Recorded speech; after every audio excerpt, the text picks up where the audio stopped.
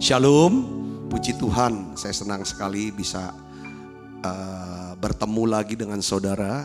Dan hari ini saya ingin bagikan satu judul khotbah yang berjudul dengan urapan Yusuf. Saya ditaruh lagi tentang Yusuf, ya, seorang, saya kasih judul kehidupan seorang yang berhasil dan berbuah. Coba kita buka Alkitab kita dari Kejadian 49 ayat 22. Mari kita akan baca sama-sama saudara. Kejadian 49 ayat 22 katakan begini. Yusuf adalah seperti pohon buah-buahan yang muda. Pohon buah-buahan yang muda pada mata air.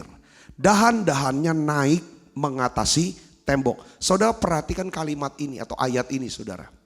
Ya, coba saudara sekarang saudara mulai bayangkan.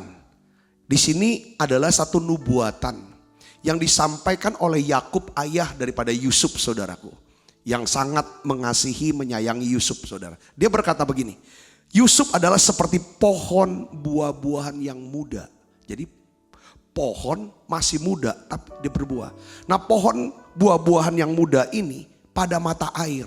Pasti pohon ini apa? Segar. Kata pohon saudara yang ada pada mata air, dekat mata air, kita ingat Mazmur pasal 1 yang ditulis oleh Daud. Saudaraku yang tulis, ya kan? Jadi orang yang kesukaannya adalah firman Tuhan. Yang suka merenungkan siang malam. Daud berkata, ia seperti pohon yang ditanam di tepi aliran air. Saudaraku, ya. Yang tidak layu daunnya. Ya. Dan apa saja yang diperbuatnya apa? Berhasil. Kata daun selalu bicara tentang apa? Ini karunia Roh Kudus nih daun. Daun bicara tentang keberhasilan, saudaraku. Ya, daun untuk menyembuhkan, ya kan? Untuk memulihkan. Ya, buah, saudaraku. Ya, kita bisa lihat gunanya buat orang lain, ya kan? Jadi berhasil berbuah. Jadi kehidupan yang luar biasa. Terus dikatakan ini, dahan-dahannya naik mengatasi tembok, mengatasi tembok. Ya kan? Melampaui daripada batas. Jadi kehidupan yang melampaui batas-batas. Daripada apa? Mungkin kekuatan manusia.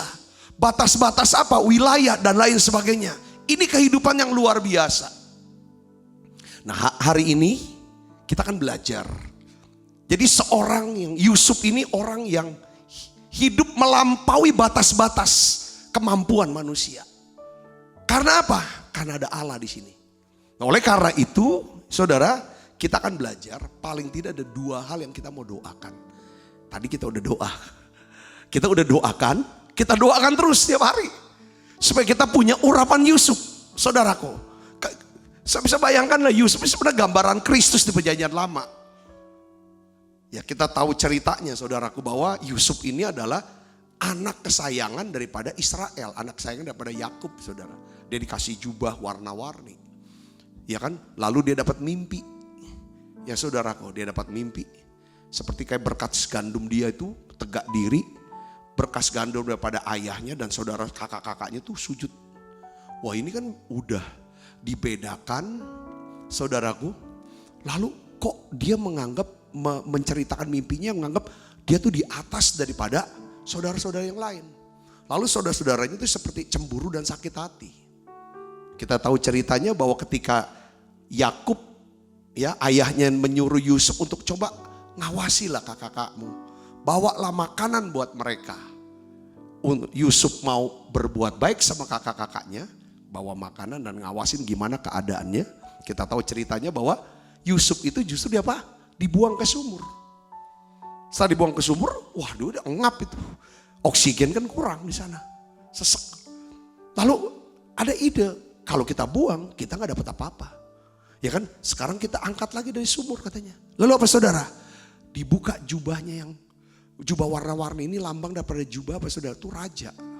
Saudaraku, dipakai jubah seorang budak. Jadi dia dijual sebagai budak. Dia bekerja sebagai budak saudaraku.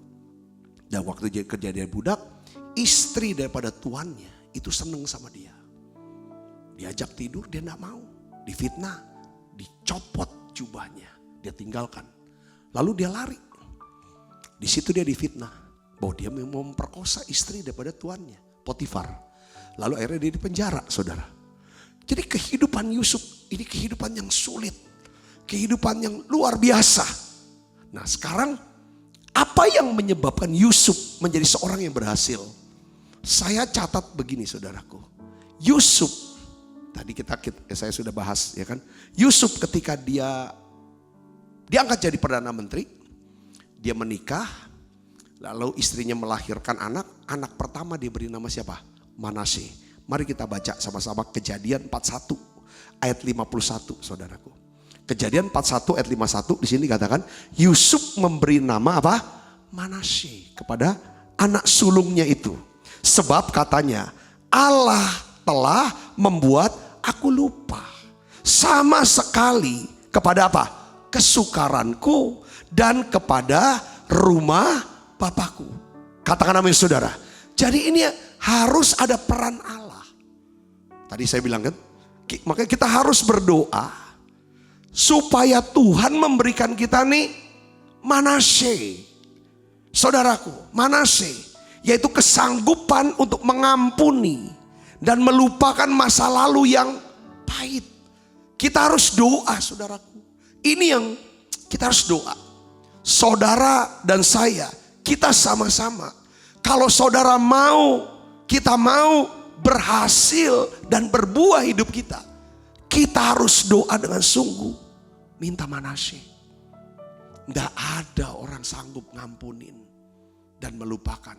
Makanya Yusuf dia sebut Allah. Allah yang buat aku lupa. Bukan aku yang, bukan kekuatanku aku bisa ngampuni. Tapi Allah. Kalau dia bisa sebut Allah, pasti dia berdoa dan minta tolong Allah untuk beri dia kemampuan mengampuni. Katakan amin saudaraku. Kita mungkin banyak mengalami kekecewaan, luka-luka. Tapi jangan kita menyimpannya menjadi satu kepahitan yang akhirnya akan merugikan diri kita sendiri saudaraku.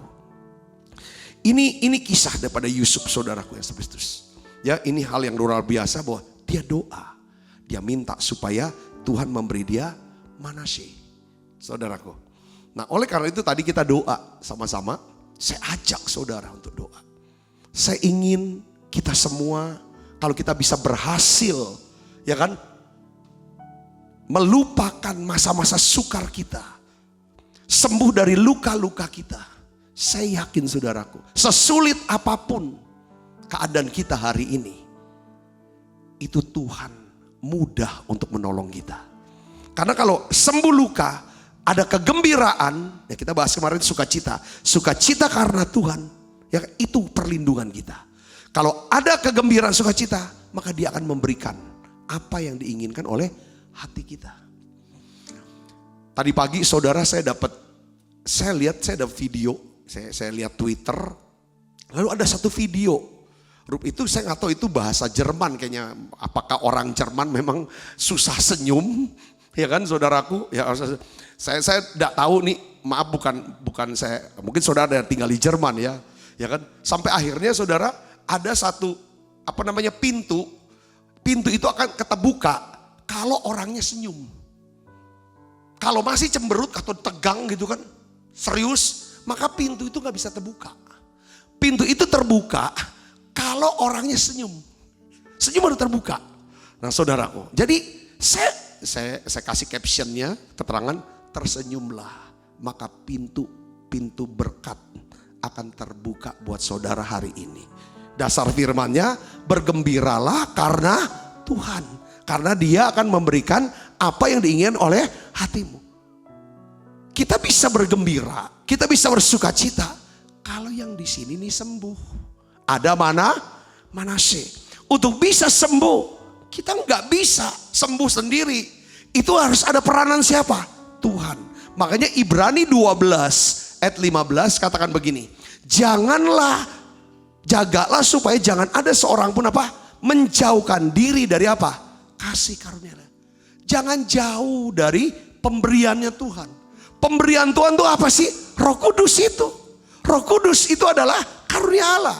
Kalau saudara baca di Injil Lukas, kamu harus minta Roh Kudus. Roh Kudus ini yang memberikan kita kemampuan. Kasih karunia Allah yang terbesar adalah Dia beri kita Roh Kudus. Tetapi kamu akan menerima kuasa kalau Roh Kudus turun atas kamu. Dan kamu akan menjadi apa? Saksi. Katakan amin saudaraku. Nah di sini penting. Ya kan? Jangan kamu jauh dari kasih karunia Allah. Roh Kudus. Agar jangan tumbuh akar pahit yang membuat kita bisa mengasihi, yang membuat kita bisa memaklumi, yang membuat kita bisa memberkati. Itu adalah peranan siapa? Roh Kudus. Yang percaya katakan amin. Dengan istilah kasih karunia Allah. Roh Kudus yang bekerja karena kita percaya sama Yesus, karena kita punya beriman pada Yesus, saudaraku. Nah di sini pentingnya, ya kan, bahwa setiap kita membutuhkan kasih karunia Allah. Kita membutuhkan Roh Kudus supaya kita bisa sanggup, enggak mikirin terus, enggak diomongin terus orang-orang yang menyakiti, keadaan yang melukai. Yang ngerti katakan amin saudaraku. Nah, di sini saudaraku makanya kasih karunia Allah atau Roh Kudus yang diberikan pada kita ini yang membuat saudara dan saya bisa hidup dalam apa? Dalam hadirat Tuhan. Kalau saudara tidak jauh dari kasih karunia, kita tidak jauh dari Roh Kudus, selalu bangun kesadaran, aku mau. Dengar baik saudaraku, jangan aku minta Roh Kudus, manase. Saya percaya kalau kita hidup dalam kasih karunia, maka kita akan selalu hidup dalam hadirat Allah. Kita bisa hidup di bawah apa? Otoritas firman Tuhan. Perintah ngampunin. Ya kita bisa, enggak simpen akar pahit. Sehingga dampaknya apa? Saudara dan saya bisa hidup apa? Bukan cuma berhasil, tapi juga berbuah. Saya lihat banyak orang pinter.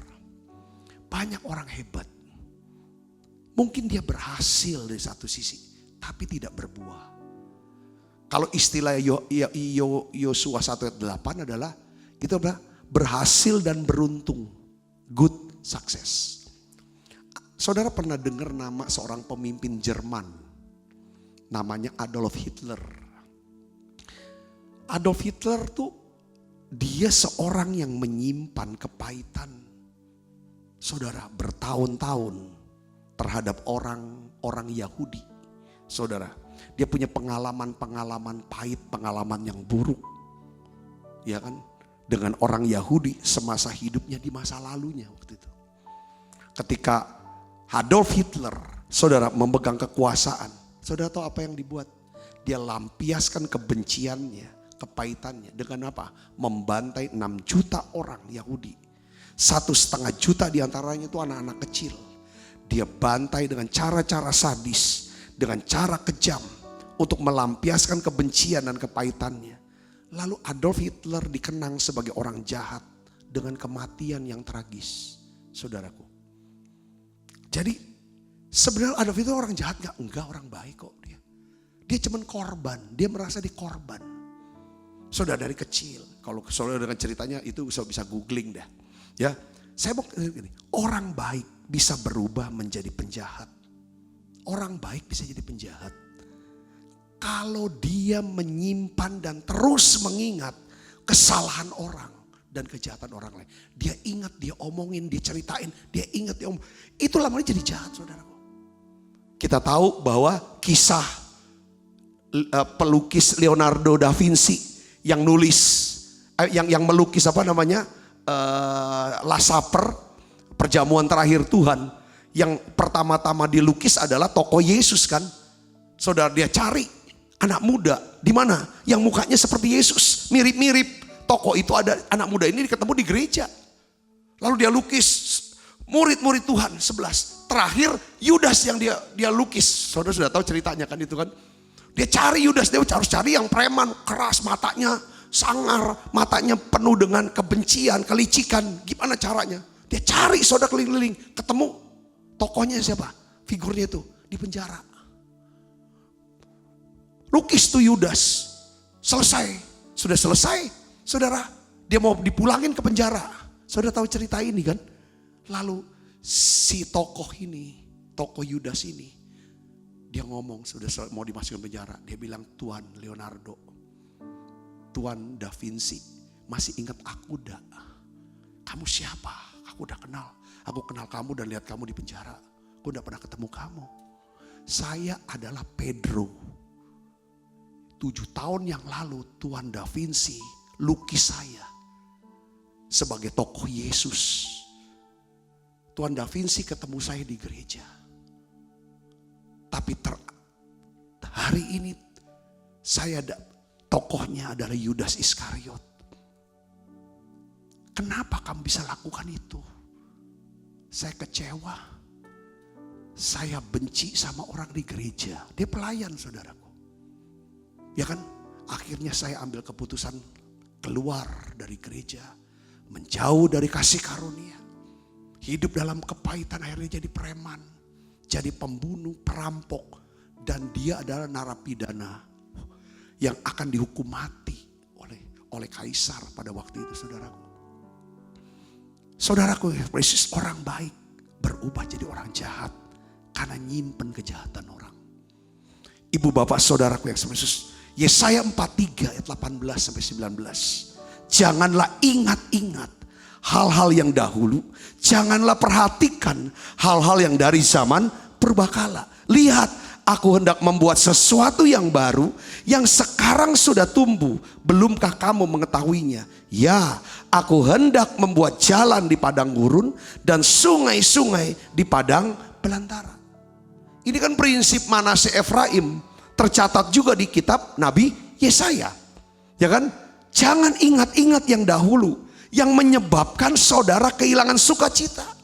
Jangan ingat-ingat. Jangan pikirin terus, jangan diomongin terus, jangan diceritain terus. Hal-hal yang di masa lalu, di purbakala yang membuat saudara tuh hilang sukacita, hilang damai sejahtera, hilang urapan. Sudah jangan diingat. Didoakan, minta Tuhan beri saya kemampuan untuk melupakan. Ketika saudara bisa berhasil, tidak mengingat-ingat. Apa janji Tuhan? Tuhan akan memberikan kita sebuah mukjizat yang baru, berkat yang baru, kesempatan yang baru, supaya kita bisa berjalan sesuai dengan apa? Rencana Tuhan. Yang percaya katakan amin. Selesai. Dia sudah sakitin kita. Dia udah gak bisa sakitin kita tanpa seizin kita. Kita akan terus sakit sampai hari ini kalau kita terus pikirin, omongin, ceritain. Dan Tuhan bilang, kalau itu terus yang kita kerjakan, dia gak akan pernah bisa bikin satu jalan baru buat kita.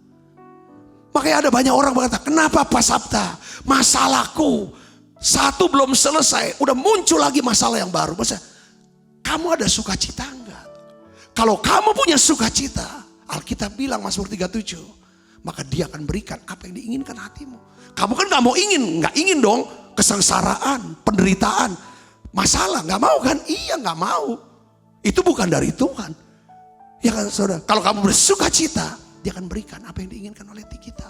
Untuk bisa sukacita, kamu harus sembuh dari luka, dari marah, dari kecewa, dari benci, dendam. Ini yang luka ini. Luka juga bisa karena dosa kita, kebiasaan buruk kita. Itu melukai roh kita. Kebiasaan buruk kita, ngomong jahat, segala macam, berbuat jahat, buat dosa.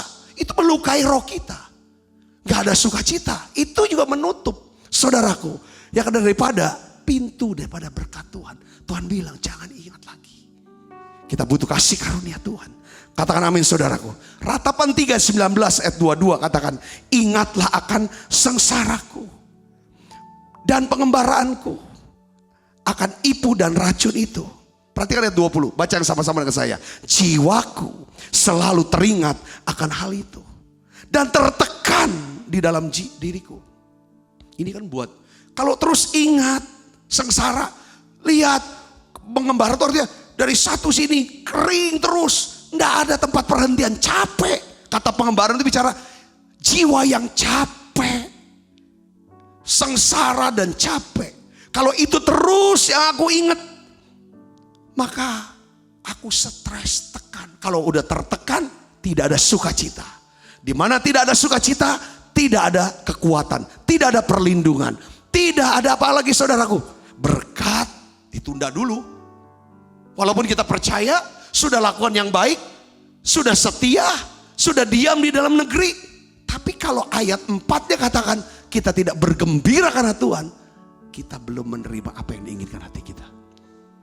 Saya bisa ngerti, katakan amin. Karena kegembiraan, sukacita itu ekspresi daripada apa? Pengharapan.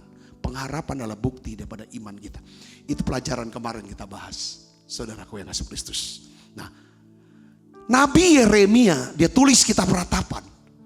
Ini nabi yang penuh dengan kesengsaraan dalam hidupnya. Menyampaikan kebenaran, justru dia dianiaya. Dia lihat nasib bangsanya yang susah, ikut menderita, dia ratap. Tulis kitab Ratapan.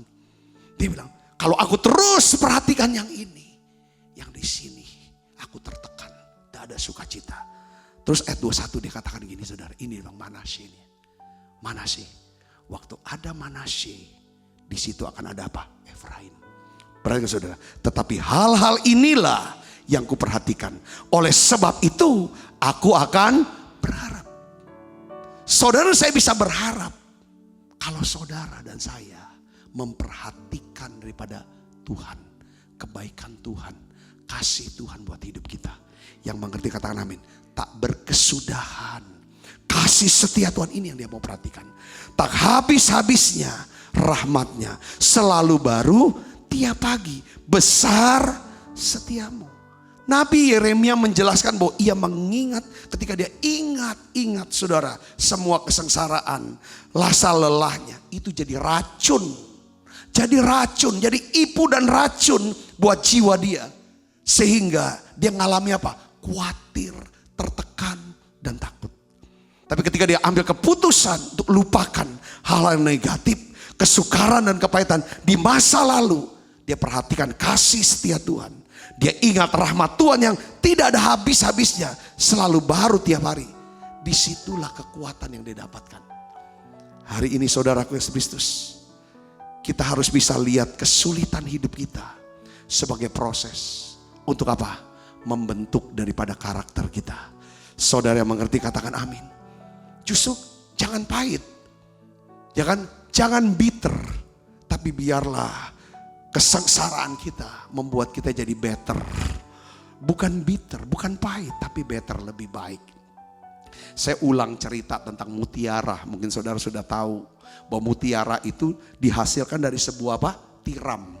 Saudaraku ya. Sebuah tiram itu, saudara tiram apa? Kerang, saudara, kerang. Ketika kerang itu dia buka, ya dia ada rumahnya kan, dia buka saudara. Kadang-kadang tuh ada masuk pasir laut masuk. Yang menyebabkan ketika pasir masuk ke dalam rumahnya itu, saudara, kerang ini. Dia mengalami yang namanya kesakitan. Sakit saudara, sakit.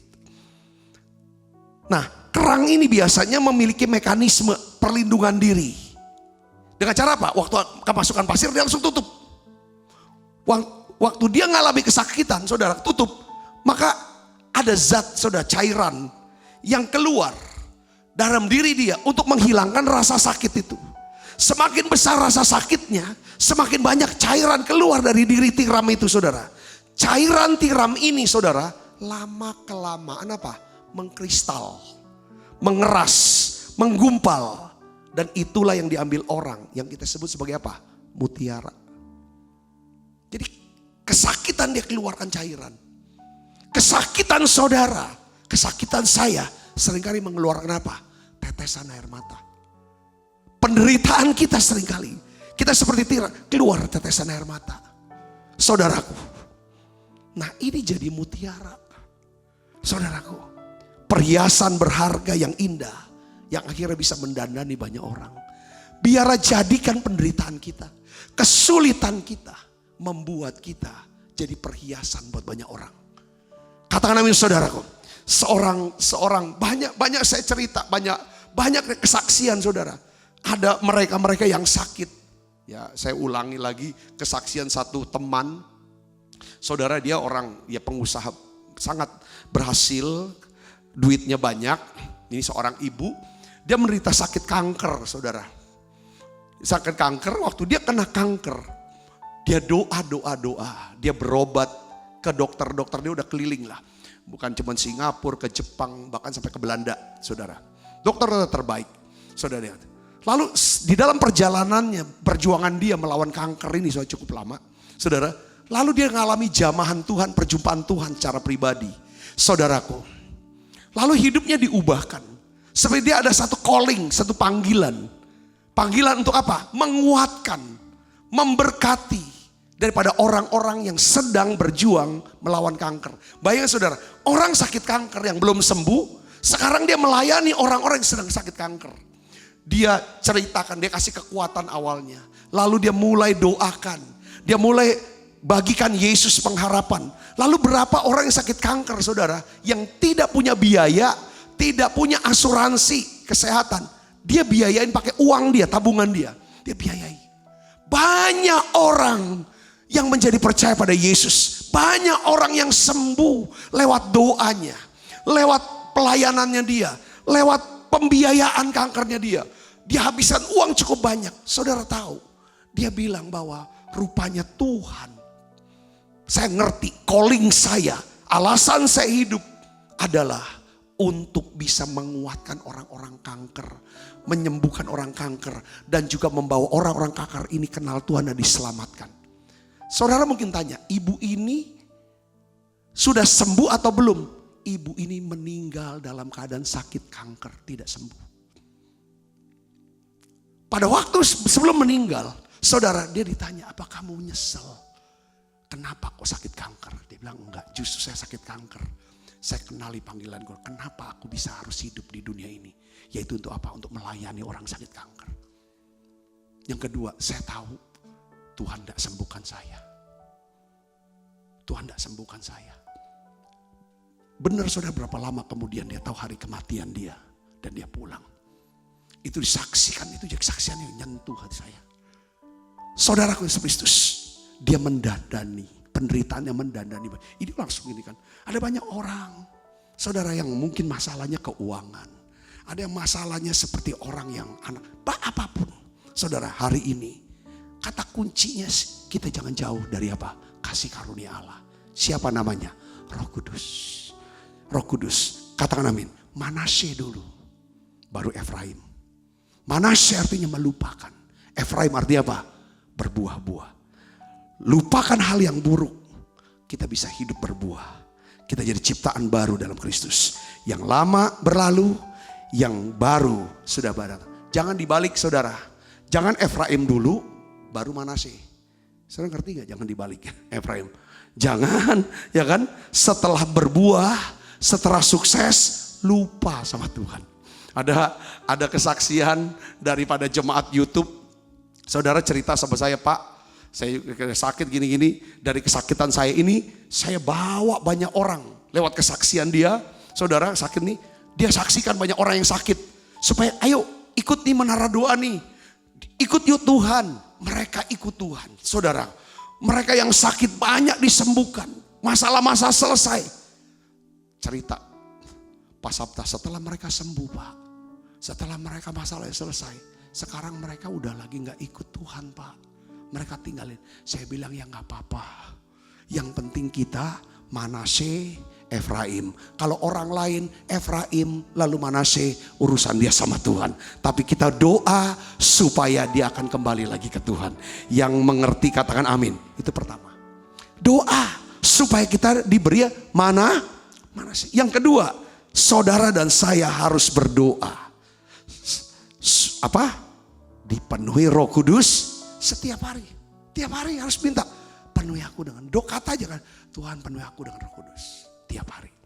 Coba kita buka Alkitab kita, Kejadian 39 ayat 1 sampai 4. Kita baca sama-sama. 1, 2, 3 tentang Yusuf ya. Adapun Yusuf telah dibawa ke Mesir.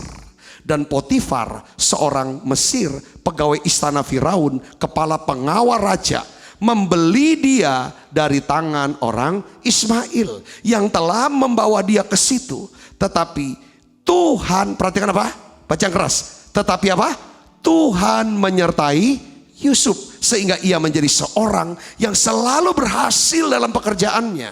Maka tinggallah ia di rumah tuannya, orang Mesir itu. Setelah dilihat oleh tuannya bahwa apa? Yusuf disertai Tuhan.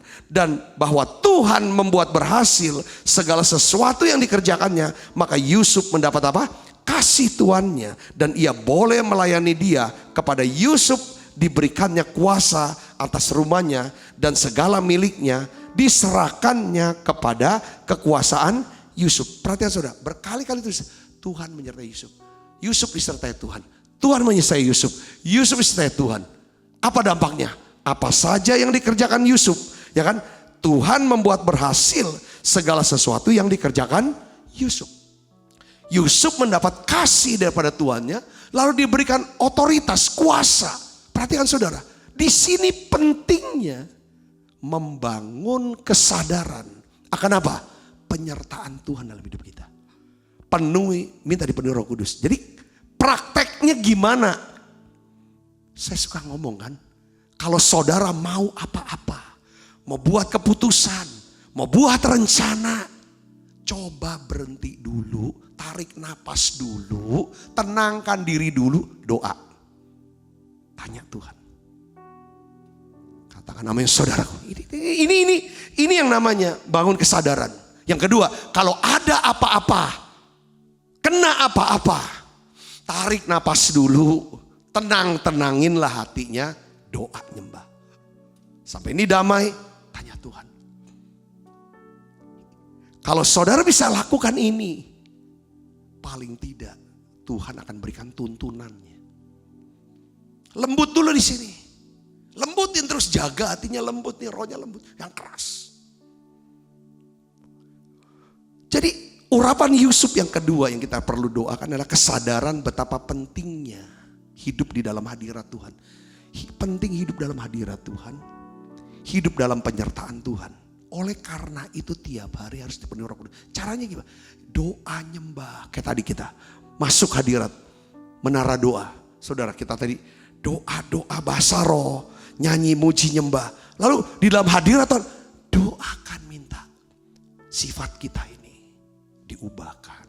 Yang kedua, baru kita minta Tuhan berikan saya kuasa, berikan saya hikmat. Berikan saya tuntunannya ini apa. Kita bisa lihat hidup Yusuf, dia selalu berhasil dan berbuah sepanjang musim kehidupannya. Karena kata kuncinya apa? Allah menyertai dia. Kita butuh hadirat dan penyertaan Tuhan dalam setiap aspek hidup kita. Kita harus pastikan bahwa hadirat Tuhan menyertai kita. Kita hidup di bawah otoritas firman Tuhan. Hidup kita hanya untuk apa? Kemuliaan Tuhan. Yang mau katakan amin.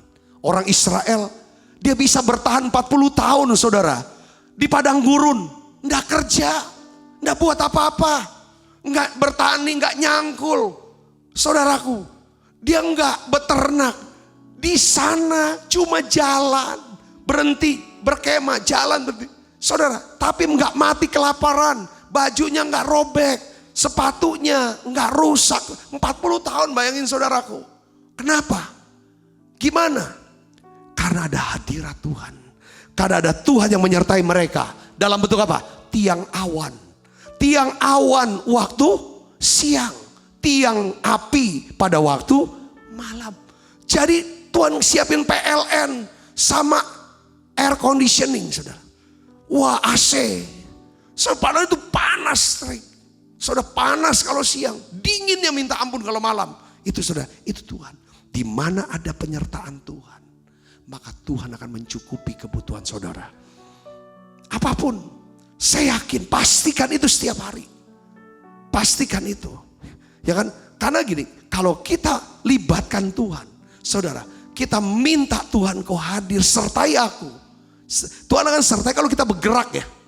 Kan penyertaan gerak. Kalau kita diem, rebahan terus saudara sepanjang hari. 7 hari seminggu, 24 jam rebahan aja 30 hari. Ya nggak bisa apa-apa. Saudara tuh. Kecuali memang lagi sakit, harus rebah. Kalaulah sehat, ingat saudaraku, Tuhan mau kita kerja. Kita kerja. Jangan jadi pengangguran. Ini Tuhan bilang. Musa, ini penting saudaraku. Jadi kita perlu yang namanya untuk hari ini saja Tuhan sertai aku.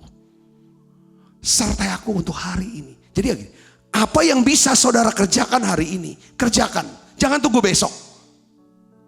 Di situ Tuhan mau gerak. Saya pernah sharingkan cerita, saudara. Saudara mungkin pernah dengar cerita seorang seekor rusa betina yang hamil tua.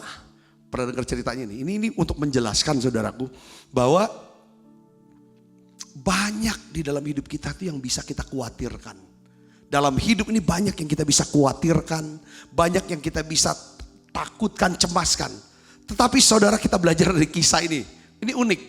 Ini cuma kisah doang, cerita aja. Ya mungkin dongeng tapi ada maknanya nih. Jadi ketika mendekati detik-detik kelahirannya, dia mau melahirkan, rusa ini pergi ke satu tempat yang jauh di sisi hutan yang dekat dengan sungai. Karena rusa itu selalu suka dekat sama sungai, saudara. Sungainya sungai besar sekali. Lalu tiba-tiba sesuatu yang tidak ia bayangkan itu terjadi. Apa saudara? Ada suara gemuruh dari langit dan tiba-tiba tampak kilat petir menyambar. Lalu hutan yang kering itu saudara terbakar. Dahsyat, terjadi kebakaran hutan karena percikan api, saudara. Kebakaran hutan. Lalu ini hutan di belakang itu kebakar besar. Ini sungai besar nih. Lalu saudara, waktu dia noleh ke kiri, si rusa noleh ke kiri. Di situ dia lihat ada seorang pemburu lagi sedang mau melesatkan anak panahnya ke arah dia. Waduh, kalau dia bisa dapetin rusa ini dapat dua kan, ya kan, sama anaknya. Waktu dia nengok ke kanan, saudaraku, dia lihat ada singa lapar lagi. Sampai di belakang nih kebakaran, di kiri pemburu mau bunuh dia, mau memburu dia, mau nangkap dia. Di situ ada singa, saudara. Ini binatang, itu orang, ini alam. Di depan sungai besar. Saudara, tidak ada pilihan buat si rusa ini. Mati dimangsa singa, mati terkena panas seorang pemburu, mati terbakar. Saudara jadi rusa panggang, hutan atau mati tenggelam karena dia lompat. Saudara tahu bahaya mengancam dari berbagai penjuru. Tidak ada kesempatan buat si rusa ini berlari. Saudara tahu apa yang dia lakukan? Saudara tahu gak? Apa dia nangis? Berintih, jerit-jerit, nyalain Tuhan. Ya kan? Apa dia lari dalam keadaan kondisi yang lemah? Ini mau melahirkan ini, saudara. Apa dia nyerah sama keadaan? Saudara tahu apa yang dibuat oleh rusa? Rusa ini menguasai diri dan jadi tenang. Dia cuma fokus dia apa? Gimana aku bisa lahirkan bayi aku? Itu aja.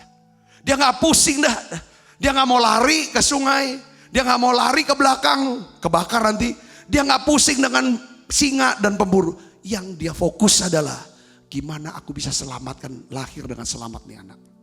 Saudara tahu apa yang terjadi waktu dia mau berusaha untuk melahirkan anaknya? Tiba-tiba kilat yang menyambar-nyambar mengganggu pandangan si pemburu, menyebabkan anak panahnya melesat. Ada kilat, cedar. Waktu dia anak panahnya melesat, gak kena ke dia. Justru saudara, anak panahnya kena ke singa yang lapar. Itu ceritanya, saudara. Jadi singa mati, si pemburu ya sudahlah lari. Karena hujan kan besar, hujan besar datang. Ya si pemburu habis mana gak kena. Langsung karena hujan besar dia lari, saudara. Pemburu cari tempat berteduh. Dia tidak fokus lagi berburu. Jadi apa yang terjadi, saudara? Akhirnya si rusa bisa melahirkan dengan apa? Selamat. Singanya mati dibunuh pemburu. Pemburunya lari. Ya saudara, kebakarannya padam karena hujan lebat. Akhirnya dia bisa selamat. Saudara, artinya apa di sini? Mungkin saudara bilang, di depan aku sungai Pasapta. Di belakang kebakaran hutan, di kanan nih singa, di kiri pemburu. Udah fokus aja apa yang saudara bisa kerjakan deh. Tuhan bilang percayalah pada Tuhan dengan segenap hatimu. Jangan bersandar pada pengertianmu sendiri. Akui dia dalam segala lakumu, maka dia akan meluruskan jalanmu. Katakan amin, saudaraku. Katakan amin.